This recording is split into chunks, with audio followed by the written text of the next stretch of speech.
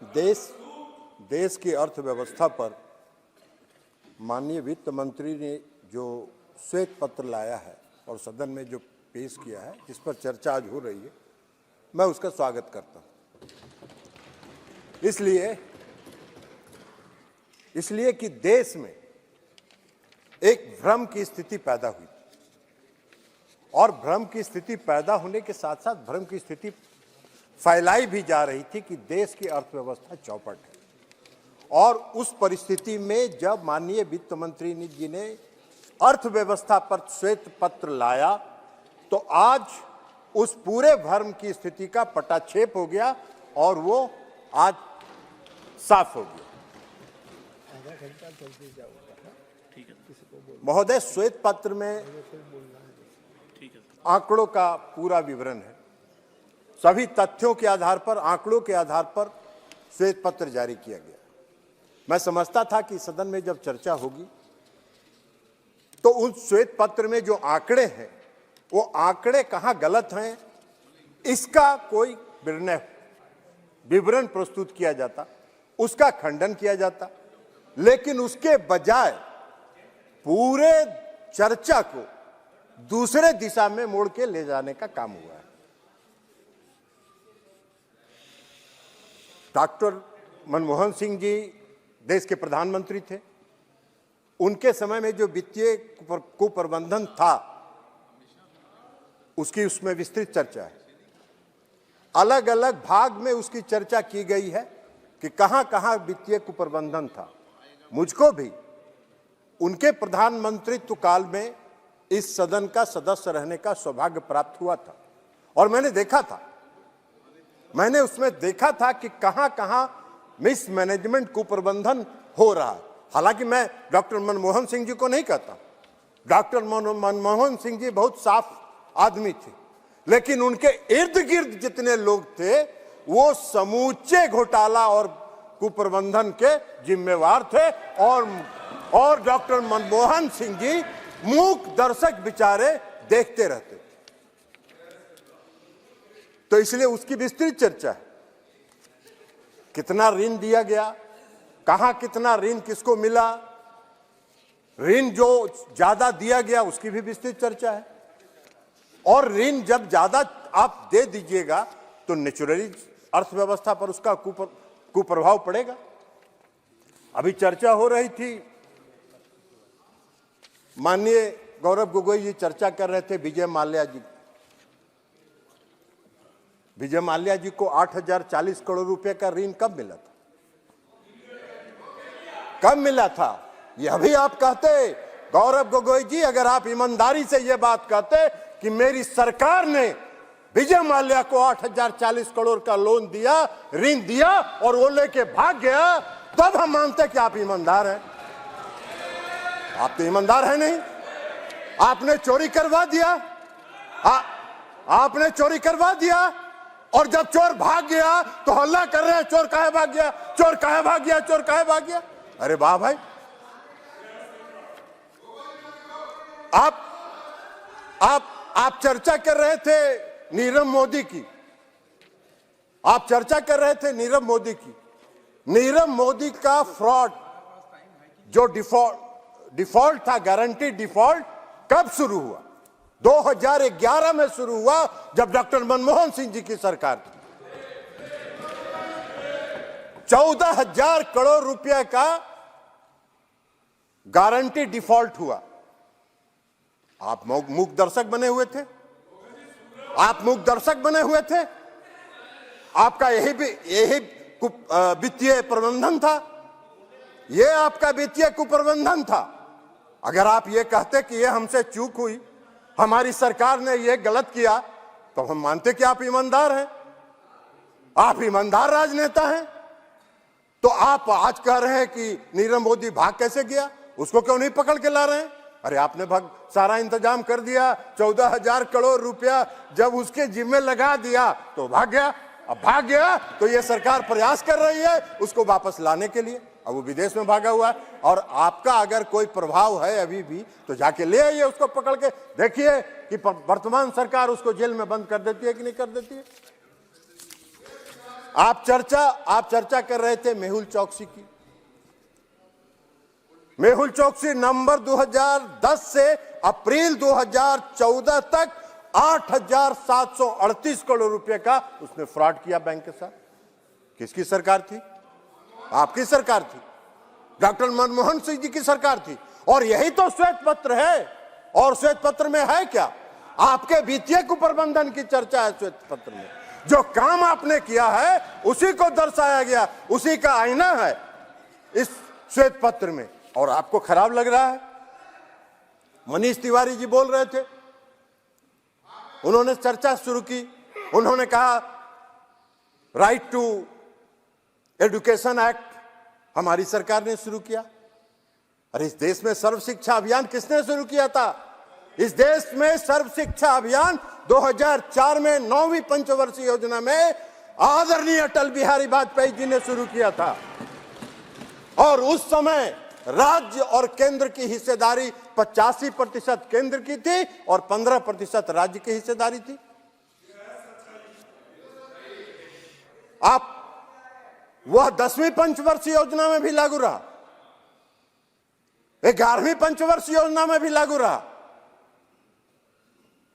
लेकिन 2010 में उसको आपने खत्म कर दिया और उसको समाप्त कर दिया। और यही नहीं किया आपने।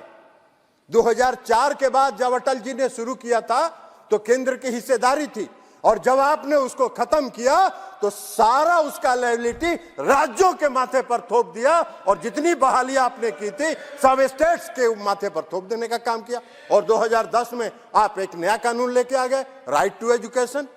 वाह भाई, यही आपका प्रबंधन था, यही आपके जनहित के काम थे, यही आप जनहित के काम कर रहे थे।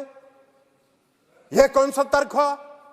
तो कुतर्क आप अगर देते रहेंगे तो उसका तो कोई जवाब नहीं। मनरेगा की चर्चा कर रहे थे, आपने जब मनरेगा शुरू किया था उस समय 145 रुपए था मैंडेज, उसका जो मजदूरी था। आज 204 रुपया है इस सरकार में मजदूरी मनरेगा के मजदूरों का। आप उसकी चर्चा तो नहीं कर रहे थे। आप कहते कि भाई इस सरकार ने, वर्तमान मोदी जी की सरकार ने 204 रुपया मनरेगा के मजदूरों का बढ़ा दिया। आज बिहार में 209 रुपया।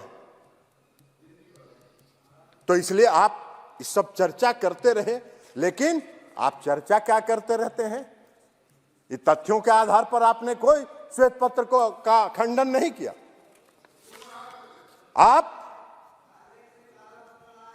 चर्चा कर रहे हैं घोटालों की, भ्रष्टाचार की।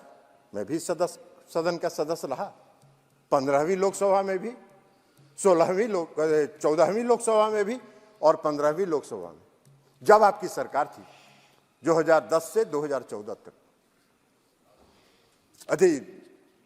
4 से 14 तक, 2004 से 2014 तक कोई ऐसा सत्र सभापति महोदय जब नहीं होता था, कोई ऐसा सत्र नहीं होता था जब एक नया घोटाले की चर्चा उस सदन में और उस सत्र में नहीं होती थी। कोई भी सदन। कोयला घोटाला हुआ, स्पेक्ट्रम घोटाला हुआ, हम किसी का नाम नहीं ले रहे। कोयला घोटाले में कौन कौन लोग थे सबका पर्दाफाश हो गया। स्पेक्ट्रम घोटाले में कैसे हुआ यह भी पर्दाफाश हो गया, सब जान गए। रक्षा घोटाला में कहां विमान की खरीद में, रक्षा के सामानों की खरीद में कहां सौदेबाजी हो रही थी, कमीशनबाजी हो रही थी, यह सब घोटाला की चर्चा हुई, उस सदन में चर्चा हुई। राष्ट्रमंडल खेल जो हो रहा था, कॉमनवेल्थ गेम्स, उसमें जो दिल्ली के आपके नाक के नीचे, आपकी सरकार के नाक के नीचे जो घोटाला हुआ उसको भी सबने देखा, इस देश ने देखा, हर व्यक्ति ने देखा। अब आप कह रहे हैं शारदा चिट फंड, कितना बड़ा घोटाला हुआ Saradha chit fund. Chit fund company ने किसका पैसा लेके गायब हुआ? कौन थे वो लोग जिनका पैसा लेके गायब हुआ शारदा चिट फंड के मार? मध्यम वर्ग के लोग, मजदूर वर्ग के लोग, उनका पैसा लेके गायब हुआ। और किसके राज में घोटाला हुआ शारदा चिट फंड? इस पर आपको बोलना चाहिए था, आप नहीं बोल रहे हैं, कोई नहीं बोल रहा है। तथ्यों के आधार पर आपका बोलना चाहिए, वह भी आप नहीं बोल रहे। कौन सा चर्चा करना चाहते हैं? और लेकिन हाँ, एक बात तो जरूर आपको कहना चाहिए था, आपको यह बात ईमानदारी से कहना चाहिए था, आप भी सदन के सदस्य हैं, कि 10 वर्षों में 2014 से 2019 तक मैं इस सदन का सदस्य नहीं था, लेकिन 2019 से हूं, आज तक कोई घोटाले की बात तो आप नहीं कर पाए। आज तक कोई घोटाले की चर्चा तो आप नहीं कर पाए। आप कोई घोटाला नहीं बहुत होता है तो घूम फिर के एक ही आदमी का नाम उजागर करते रहते हैं। अरे भाई, उनसे आपका कुछ व्यक्तिगत है मामला तो जाके बाहर में मिलजुल के सलट लीजिए, बात खत्म हो जाएगा, सलट लीजिएगा। आप यह क्यों संदेश उसको देना चाहते हैं कि मेरे पास आओ, मेरे पास आओ? तो इसलिए यह बात तो नहीं हुआ, आज तक कोई घोटाले की चर्चा नहीं हुई। आप स्याह पत्र लेके आए, हमने अखबारों में देखा। आज आप भी अभी भाषण दे रहे थे, सभी भाषण दे रहे थे, स्याह पत्र की आप चर्चा कर रहे थे। अगर श्वेत पत्र में आंकड़े गलत हैं, जो मैंने पहले भी कहा, तो उन आंकड़ों का खंडन करना चाहिए था। उन आंकड़ों को, चूंकि उसमें तो तुलनात्मक है, 2004 से 2014, 2014 से 2024 दोनों तुलना टेबल बना के दिया हुआ है। तो टेबल को आप कॉन्ट्राडिक्ट करते, एक एक आंकड़े को आप कॉन्ट्राडिक्ट कर सकते थे, जो आप नहीं कर पा रहे हैं। लेकिन आप कर क्या रहे हैं? फिर वहीं घूम फिर के आ जा रहे हैं। कोई घूम फिर के आ जा रहे हैं सीबीआई और ईडी पर। अरे भाई, सीबीआई ईडी पर बाहर जितना बोलता है बोलिए, लेकिन आप एक बात बताइए, मैं भी 2 साल 1.5 साल तक एनडीए से अलग रहा, और एनडीए से जब मैं अलग रहा तो कहां कोई मेरे यहां सीबीआई ईडी पहुंची? मेरे यहां तो कोई सीबीआई ईडी नहीं पहुंची। नीतीश कुमार जी के यहां तो कोई सीबीआई ईडी नहीं पहुंची। नीतीश कुमार जी भी विपक्ष के सूत्रधार थे जब हम अलग थे एनडीए से, तो नीतीश जी के यहां तो कोई नहीं पहुंची, हम लोग के यहां किसी के यहां नहीं पहुंची। लेकिन रोपे पेड़ बबूल का तो आम कहां से होए? अगर करिएगा भ्रष्टाचार तो फल तो मिलेगा ही उसका, कांटा तो गड़ेगा ही, मीठा आम कहां से मिलेगा? तो ये तथ्य है। तो इस तथ्यों के बजाय आप कह रहे हैं कि ये जो श्वेत पत्र आया है, ये श्वेत पत्र हमारी पूर्ववर्ती सरकार के इमेज को टार्निश करने के लिए लाया जा रहा है। काहे का किसी का इमेज टार्निश करके? जो तथ्य है, जो सही है, जो आंकड़े हैं, वो सदन के सामने और इस देश के सामने रखा गया है। तो इमेज इसमें कहां टार्निश हो रहा है? हाँ, अगर आपने कुकर्म किया है तो स्वाभाविक तौर पर आपको इमेज टार्निश होने का आपको लगेगा भ्रम। आप उसके भ्रम के शिकार हैं। लेकिन अगर आप भ्रम हैं तो उसका क्या किया जाएगा? तो इसलिए अध्यक्ष महोदय,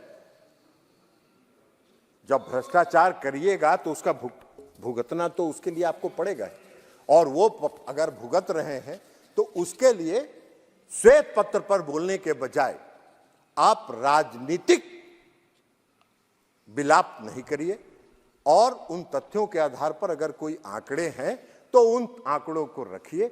और यही बात हम कहते हुए फिर से माननीय वित्त मंत्री जी को बधाई देते हुए श्वेत पत्र लाने के लिए और देश की अर्थव्यवस्था के संदर्भ में पूरे देश को अर्थव्यवस्था से अवगत कराने के लिए मैं उनको बधाई देता हूं, और बधाई के साथ मैं अपनी बात समाप्त करता हूं।